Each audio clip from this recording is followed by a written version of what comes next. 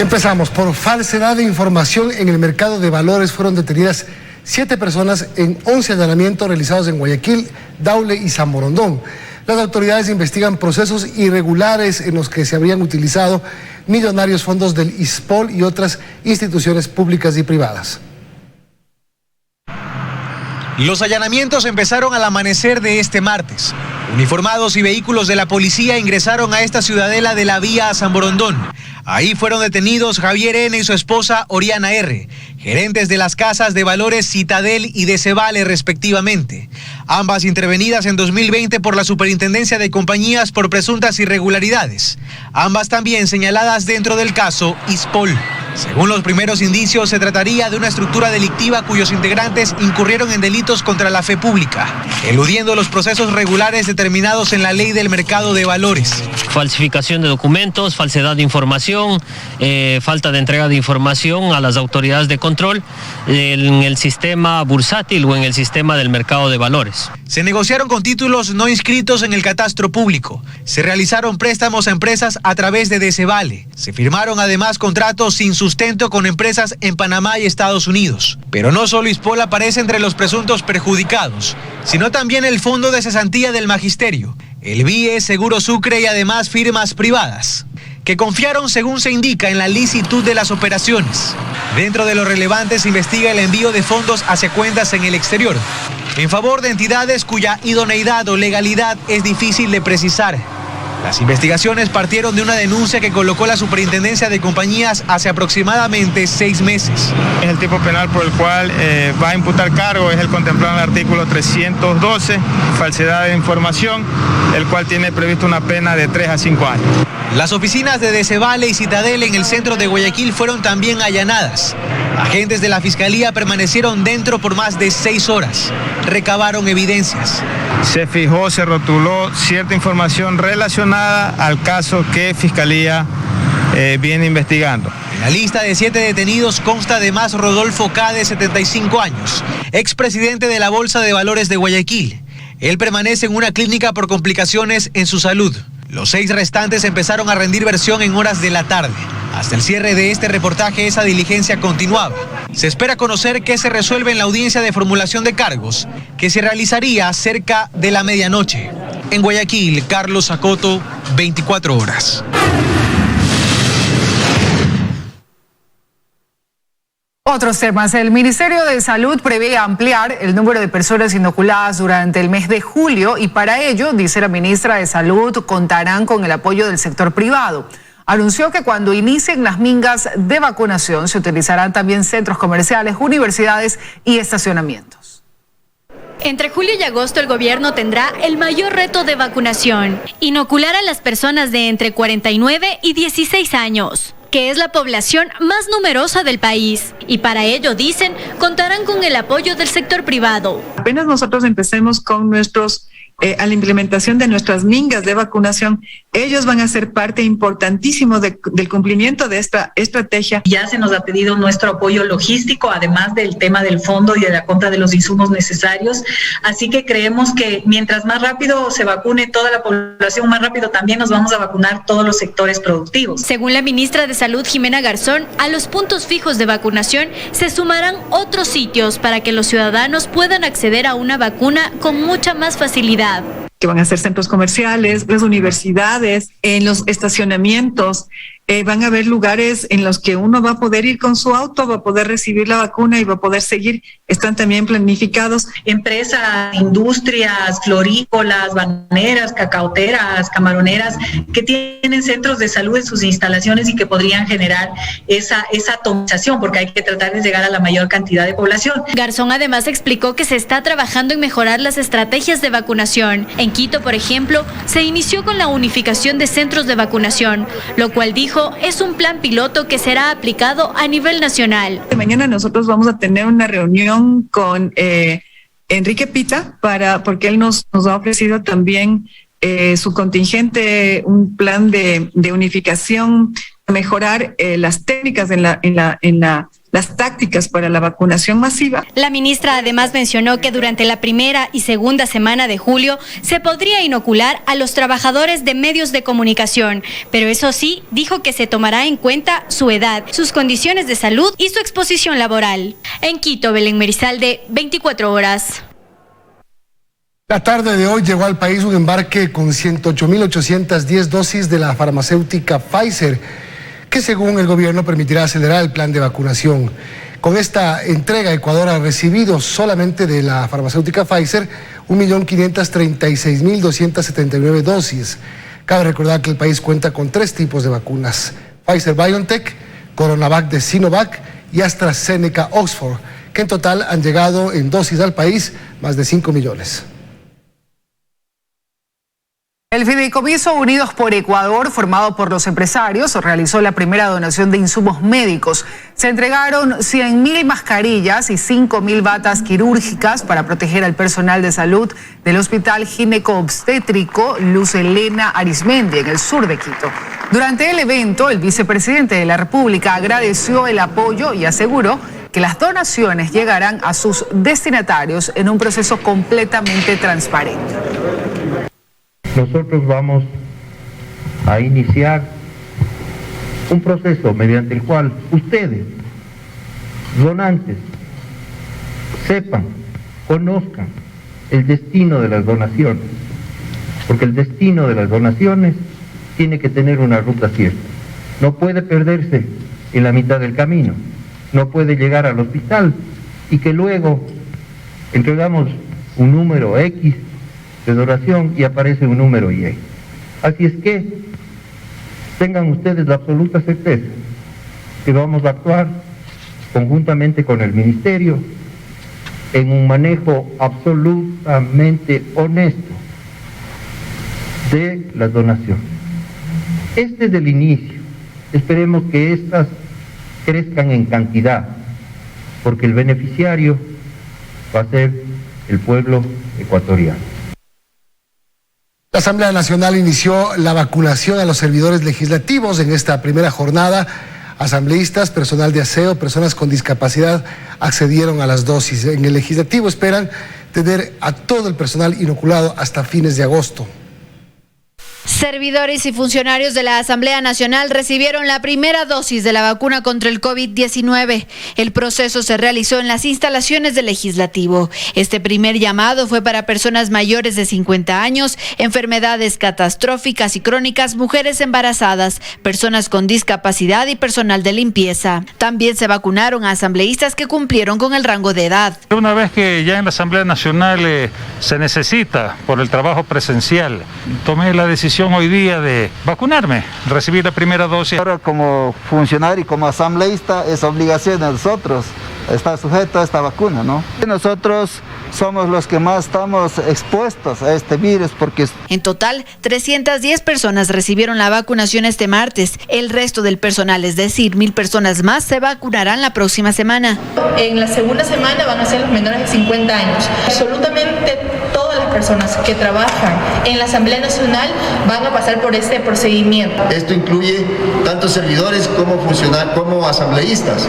Cabe recordar que asambleístas apenas somos 137, pero funcionarios son más de 1.000. Esperan que las segundas dosis se puedan recibir en un mes o un poco más. Va a depender también del Ministerio de Salud Pública, que nos ayude para poder completar la segunda dosis y atender a todos los asambleístas presencialmente. Pues en la primera semana de septiembre ya quieren retomar las actividades presenciales que por ahora están restringidas en el Legislativo. En Quito, Andrea Samaniego, 24 horas. Los hospitales de la capital presentan una reducción de aproximadamente un 25% en la llegada de pacientes con sintomatología respiratoria. Aunque la situación en las casas de salud aparenta mejorar, los médicos hacen un llamado para que la ciudadanía no relaje las medidas de bioseguridad.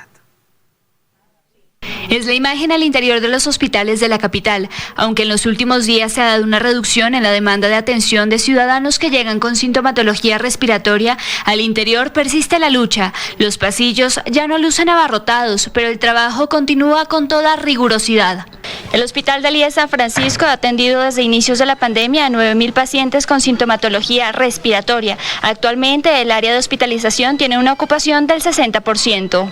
En esta casa de salud hay un total de 32 camas de hospitalización, 5 en la unidad de cuidados intensivos. Pues claro que bajó. Estuvimos en un momento hasta con 52 pacientes en un área que estaba planificada para manejar 32. Terapia intensiva, como vio al 100%, eso sí.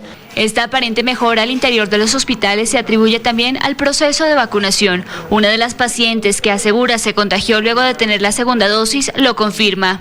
Pero en mi casa mi yerno se había contagiado y entonces eso se contagió la familia. Me cogió un poco, pero no tanto por la vacuna. Y a pesar de tener 82 años, sus síntomas fueron leves. Me dio resfrío y temperatura. En el sur de la capital, el Hospital Centinela de la ciudad también presenta una ligera mejoría, con un 25% de reducción de pacientes en el área de triaje, lo que les ha permitido ampliar la atención a otras patologías. Tenemos ahorita 170 pacientes hospitalizados y tenemos hospitalizados con COVID 261. Tenemos una lista de espera en nuestra UCI de 42 pacientes. Mientras tanto, el Hospital Carlos Andrade Marín actualmente tiene una ocupación del 80% en camas de hospitalización. Hay 46 pacientes en el distrito que están a la búsqueda de una cama en cuidados intensivos. Las listas de espera hasta finales del mes de mayo superaban los 120 pedidos. Con corte a este 22 de junio, según cifras que maneja el IES, a nivel nacional existen 653 camas de hospitalización disponibles, 52 en la unidad de cuidados intensivos. En Quito, Daniela Valencia, 24 horas. La Contraloría presentó los resultados del examen especial a la adquisición de vacunas para el COVID-19 y al plan de vacunación ejecutado entre agosto de 2020 y marzo de 2021. Hasta ahora, 1,2 millones de personas han recibido la segunda dosis de la vacuna. El reciente informe de Contraloría da cuenta de los acuerdos y contratos de adquisición de vacunas contra COVID-19 ejecutados por el gobierno anterior. Si la cantidad de dosis acordadas se suman a las adquisiciones del gobierno de Guillermo Lasso, la meta planteada no estaría lejos. De acuerdo al primer momento del plan de vacunación, son 7.057.200 dosis de la iniciativa COVAX adquiridas a $10.55 cada una. De AstraZeneca se ha comprometido la entrega de 5.041.650 dosis a $4 cada una. Mientras que de la farmacéutica Pfizer se confirmó la compra de 1.999.725 dosis, $12 cada una. Tras la aprobación del examen especial de Contraloría, no existen mayores cuestionamientos o hallazgo de graves irregularidades. Mientras tanto, en el vacunómetro implementado por el Ministerio de Salud actual, se registra un importante avance en la administración de las dosis de la vacuna. La primera dosis han recibido 2.3 millones de personas, la segunda más de 1.2 millones y se cuentan un total de 3.5 millones de dosis administradas. En Quito, Fausto Yepes, 24 horas. Y faltan 3 días para que se entreguen los lineamientos para el regreso presencial progresivo de los trabajadores públicos y privados. Según el Ministerio de Trabajo, mientras se realiza la vacunación en Ecuador, los trabajadores volverán a la normalidad según el aforo que determine cada ciudad. Mientras los trabajadores aspiran a que exista corresponsabilidad entre el interés por la reactivación económica y la salud, el COE Nacional y el Ministerio del Trabajo esperan los reportes para explicar la semaforización que regirá el retorno presencial a partir del próximo jueves. En forma progresiva, volver poco a poco a la normalidad. ¿Qué significa esto? El Ministerio del Trabajo, como bien anota usted, emitirá para el próximo viernes, 25 de junio, un informe sobre los avances que vamos teniendo. El procurador síndico de la Confederación de Trabajadores Públicos y Privados explica que existe preocupación por los temas relacionados con la salud y por esto proponen procesos que aseguren su bienestar. Que el traslado de los trabajadores desde sus domicilios hasta sus lugares de trabajo sea responsabilidad de los empleadores, a través de una segmentación horaria. Adicionalmente, el Ministerio del Trabajo arbitre medidas para que los empleadores donde hay, por ejemplo, una ocupación de más de 10 o 15 trabajadores, cada cierta periodicidad sea obligatorio la realización de pruebas. Solicitarán además que se amplíe la vacunación en el sector y que se la realice en el lugar de trabajo. Podría también resultar en un tema interesante que atacaría una problemática que ha surgido, el tema del ausentismo, ¿no? Según el ministro del Trabajo, el porcentaje de aforo se definirá de manera meticulosa, priorizando tanto la reactivación cuanto la salud de los trabajadores. Lo que estamos es aperturando a través de la semaforización, de forma tal de que cada GAD, cada gobierno autónomo descentralizado, va haciendo una revisión diaria de cómo va el comportamiento de cada ciudad, de cada provincia, y frente a ello, por supuesto, semáforo rojo, verde, en fin, se va monitoreando un tema que es necesario. Al momento, según el ministro, están en teletrabajo en el país 456,000 personas.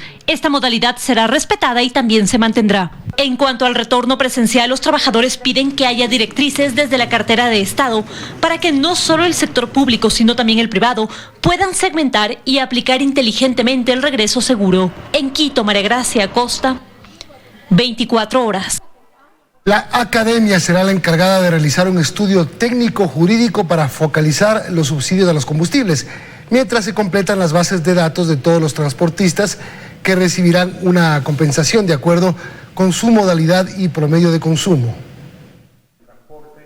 El gobierno y los transportistas ya tienen acuerdos. Entrarán al plan de vacunación el 19 de julio. Se analizará la reestructuración de sus deudas con la banca estatal y no se incrementarán las tarifas de transporte, pues se buscará la focalización del subsidio. Que tiene que ser la academia quien realice un estudio técnico, jurídico y operacional de cómo se va a implementar el subsidio. Probablemente en 15 días más se definirá una de las 5 universidades del país para que realice el estudio, cuyo pago vía régimen especial estará a cargo del Ministerio de Energía, mientras los transportistas se han comprometido a completar las bases de datos de todos sus miembros. Implica más o menos un tipo de escaneo de placas que determinará la propiedad del vehículo, la operadora a la que pertenece, el número de su título habilitante y al mismo tiempo mantiene el enlace con las diferentes gasolineras del país,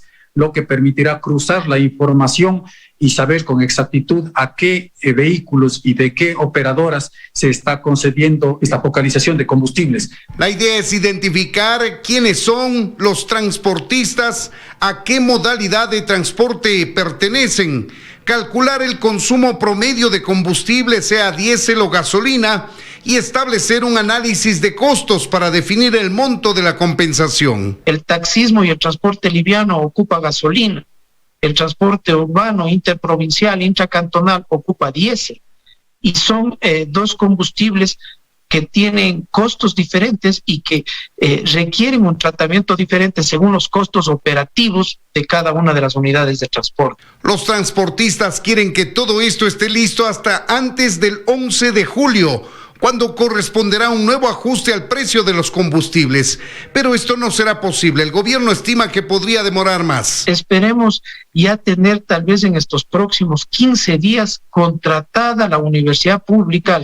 Yo pienso que a lo mejor esto en un mes y medio tendremos los resultados.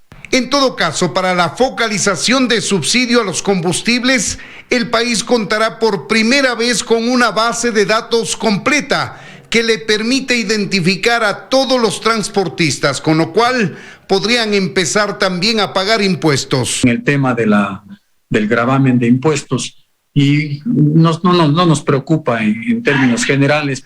En Quito, Freddy Paredes, 24 horas.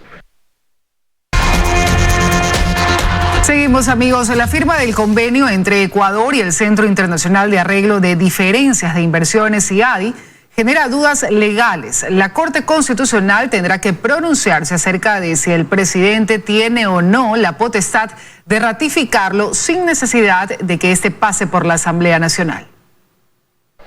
Tras la firma del convenio del CIADI, el debate en el país gira en torno a si este es o no constitucional. Mediante una carta dirigida al presidente de la Corte Constitucional, el secretario jurídico de la presidencia aclara que el convenio CIADI no cae dentro de las categorías del artículo 419 de la Constitución. Y en este sentido dice: El presidente de la República puede suscribir y ratificar el convenio CIADI por sí mismo, sin necesidad de aprobación previa por parte de la Asamblea Nacional, y solicita a la Corte Constitucional emitir el dictamen correspondiente. El abogado constitucionalista André Benavides explica que será la Corte la que tome la decisión. Esto se enmarca dentro del procedimiento que establece la Constitución de la República y la Corte Constitucional deberá valorar. En el caso que no se requiera la aprobación por parte de la Asamblea Nacional, el convenio sería ya ratificado por el presidente Lasso. Y de acuerdo con David Toscano del Instituto Ecuatoriano de Arbitraje, la firma del convenio no se opone a la Constitución. Por eso es que es correcta la afirmación de que el presidente de la República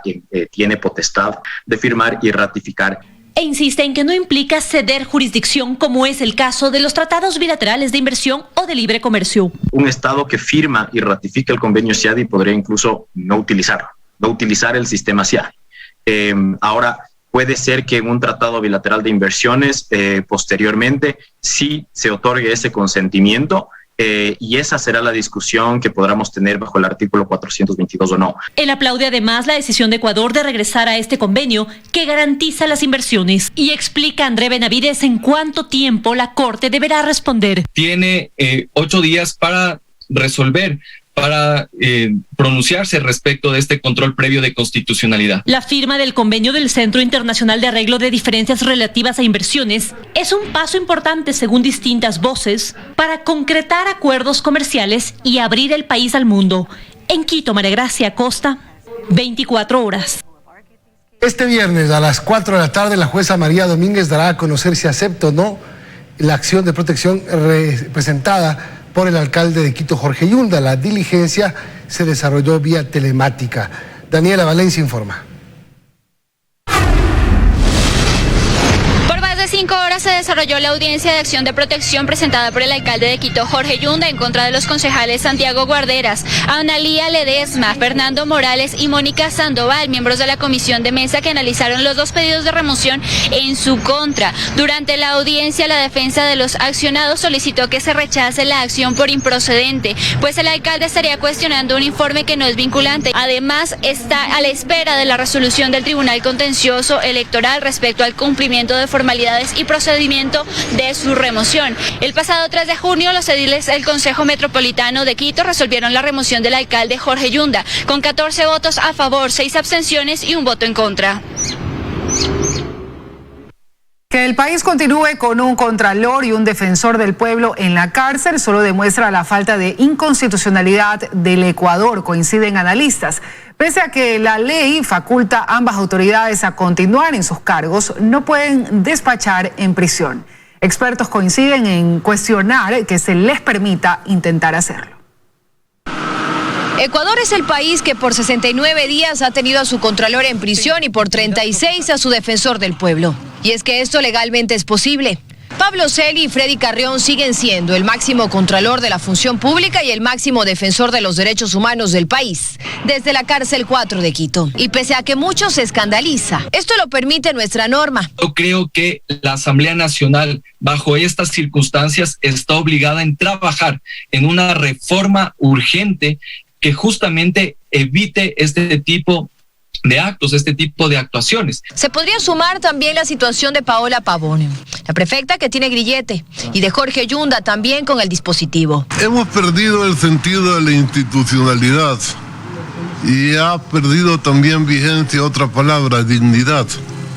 Antes con mucho menos un funcionario renunciaba. Y con ello crece la desconfianza de los ciudadanos en las instituciones. El país pierde dignidad cuando tolera este tipo de situaciones. ¿Y hasta cuándo el país puede seguir con los representantes de estas 2 altas entidades en prisión? El defensor del pueblo tiene aún 3 meses de licencia. En el caso de Celi, ahora goza de una licencia por enfermedad.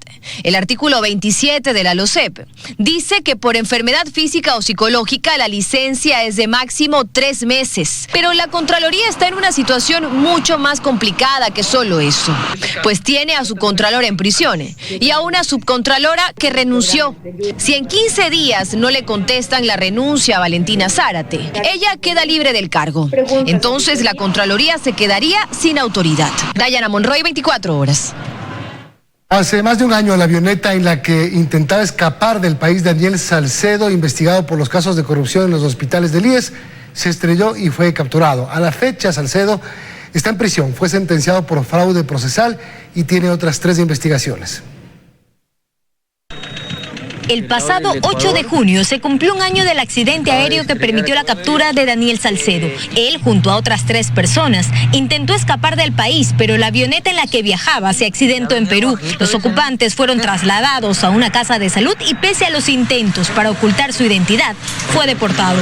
Ya en el país trató por varias semanas permanecer en una casa de salud, incluso se autolesionaba, pero finalmente fue trasladado a prisión. Salcedo, uno de los principales involucrados en la red de corrupción que operaba en los hospitales del IES, enfrenta varias investigaciones: fraude procesal, por el que ya fue sentenciado a 4 años de prisión; peculado, la audiencia para la reinstalación de juicio se ha suspendido en más de 5 ocasiones; por delincuencia organizada y lavado de activos, ambos también en etapa de juicio. Este último proceso lo comparte con su hermano Noé Salcedo, que fue capturado cuando intentaba cruzar la frontera con Perú con $45,000 en efectivo y varias identificaciones falsas. Junto a Salcedo, el pasado 8 de junio de 2020 viajaba su novia Jocelyn Mieles, que fue sentenciada como coautora del intento de fuga. El tribunal negó la solicitud de suspensión condicional de la pena y dispuso el retiro del grillete electrónico y presentación ante la autoridad. Otro de los tripulantes de la avioneta ese 8 de junio de 2020 era Andrés Alcíbar. Testigos del accidente aseguraron a la policía peruana que un hombre fue rescatado por 2 vehículos que estaban cerca del lugar y se llevó consigo 2 maletas. De Alcíbar nunca más se supo nada. Por otro lado, César Rodríguez Fontecilla, y que también viajó con Salcedo, no se conocen detalles de su paradero. La última imagen de Rodríguez fue esta, justo después de haber sido rescatados del accidente. Este amigo de Salcedo volvió a figurar luego que el pasado fin de semana su hermano Raúl Rodríguez fue asesinado por sicarios mientras se encontraba en su casa en una urbanización privada. Dentro del domicilio, la policía encontró armas y drogas. Alfredo Adún, dueño de la avioneta en la que escapó Salcedo y que dijo le fue robada, fue acusado por fraude procesal. Él está en su domicilio, utiliza grillete electrónico y está a la espera de la audiencia de juicio. Mientras que Franklin Lara, el piloto de la aeronave que apareció 23 días después del accidente y luego intentó huir pero fue capturado por la policía, fue sentenciado a 4 años de prisión por fraude procesal y permanece en la penitenciaría del Litoral. Joana Ramos, 24 horas. Más noticias. En los hospitales destinados a la atención de pacientes con COVID-19 de Guayaquil hay un significativo reducción en la demanda diaria de personas contagiadas. Este martes hubo áreas de emergencia que permanecieron sin un solo paciente. Las buenas noticias para Guayaquil continúan. La pandemia definitivamente parece haberle dado una tregua a la ciudad. Estas imágenes corresponden al área de emergencias de uno de los hospitales Centinela para el tratamiento de pacientes COVID del hospital IES Los Ceibos. Este martes amaneció así, totalmente vacía. Hasta el cierre de este reportaje, a esta casa de salud no llegaron nuevos pacientes contagiados. Primera vez en este año, 6 meses de pandemia, que tenemos 0 pacientes en esta área. La disponibilidad total del área es de 54 camas. Las 24 camas que están dentro de 2 salas de observación continuas, este martes permanecieron así, totalmente vacías. Hasta hace 2 días habían acá 6 pacientes intubados, el día de ayer 4 pacientes y el día de hoy esos 4 pacientes ya pasaron a terapia intensiva. Quiero hacer hincapié que esta novedad de 0 pacientes es en el área de emergencia. Todavía tenemos pacientes en el área de hospitalización, en el área de terapia intensiva. Aunque menos. En hospitalización, por ejemplo, hay un 60% de disponibilidad. En la unidad de cuidados intensivos, un 10%, que aunque parezca poco, es otro logro. Porque hasta hace 2 meses la ocupación era 100% en todo el hospital y sobresaturación de pacientes acá en el área de emergencia. Es una realidad esperanzadora que también se ha evidenciado en otros hospitales de la ciudad, como el Teodoro Maldonado Carbo del Instituto Ecuatoriano de Seguridad Social. En la última semana en Guayaquil hubo una ligera tendencia a la baja en el número de casos confirmados de COVID-19. Se pasó de 2,2 a 1,8 contagios por cada 10.000 habitantes y los decesos por coronavirus también disminuyeron. Están en 7 por día en promedio. Esta pandemia es muy cambiante, es muy dinámica. No sabemos cómo estará de aquí en 2 semanas. Pueda que esta curva siga descendiendo, pero no hay que relajar medidas, bajar la guardia. El uso obligatorio de la mascarilla en espacios abiertos y cerrados, porque eso no ha cambiado. El alcohol, el lavado de manos y el distanciamiento social. También vacunarse, para no volver atrás. Luisa María Heredia, 24 horas.